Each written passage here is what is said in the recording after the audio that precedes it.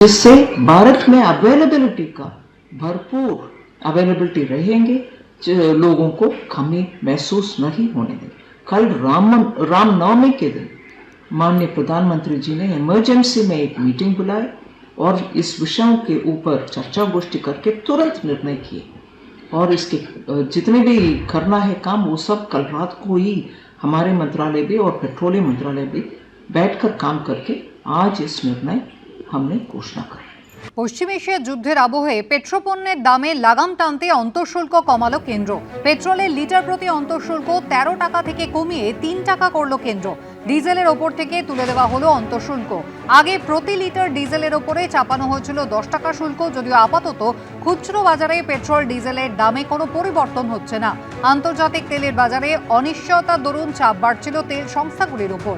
গত কয়েকদিনে আন্তর্জাতিক বাজারে অনেকটাই বেড়েছে অপরিশোধিত তেলের দাম। এর ফলে প্রতিদিন বিপুল লোকসানে চলছিল এইচপিসিএল, বিপিসিএল, আইওসি। বিমানের জ্বালানির ওপরও অন্তঃশুল্ক কমানোর সিদ্ধান্ত নিয়েছে কেন্দ্র সরকার। এভিয়েশন টারবাইন ফুয়েলের ওপর অন্তঃশুল্ক কমানোর সিদ্ধান্ত নিল কেন্দ্র। প্রতি লিটারে 50 টাকা অন্তঃশুল্ক কমে হলো 29 টাকা 50 পয়সা। জ্বালানির দাম বাড়ায় যাতে বিমানের টিকিটের দাম না বাড়ে, সেদিকে তাকিয়ে পদক্ষেপ কেন্দ্রের।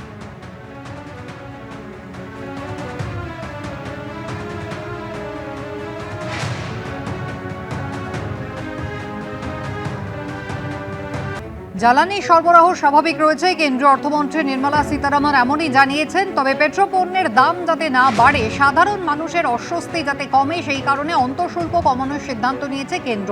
পেট্রোলে লিটার প্রতি অন্তঃশুল্ক 13 টাকা থেকে কমিয়ে 3 টাকা হয়েছে। ডিজেলের ওপর থেকে অন্তঃশুল্ক তুলে দেওয়া হয়েছে। খুচরো বাজারে যদিও আপাতত পেট্রোল ডিজেলের দামে কোনো পরিবর্তন হচ্ছে না, তবে যেভাবে আন্তর্জাতিক তেল বাজারে গত কয়েকদিনে ক্রুড অয়েলের দাম বাড়ছিল, তাতে তেল সংস্থাগুলির কপালে ভাঁজ যে চওড়া হয়েছিল, তার থেকে হয়তো কিছুটা সাময়িক স্বস্তির বন্দোবস্ত আপাতত কেন্দ্রের এই গেজেট নোটিফিকেশনে। অর্থনীতিবিদ শৈবাল কর কি জানিয়েছেন দেখুন।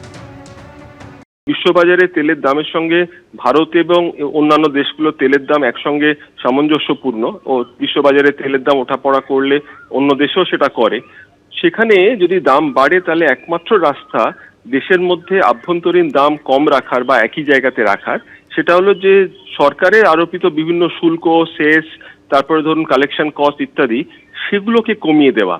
অর্থাৎ একমাত্র এইভাবেই যে বিশ্ববাজারে তেলের দাম যতটা বেড়েছে তার এফেক্ট যাতে ভারতের লোকের কাছে না পড়ে, এইটা আটকানোর একমাত্র রাস্তা হচ্ছে যে সরকার যে ট্যাক্সটা কালেক্ট করে প্রতি ইউনিট তেল বিক্রি করার জন্য, এখানে পরিশোধিত তেল বিক্রি করার জন্য, তার উপর থেকে ট্যাক্সটা তুলে নেওয়া।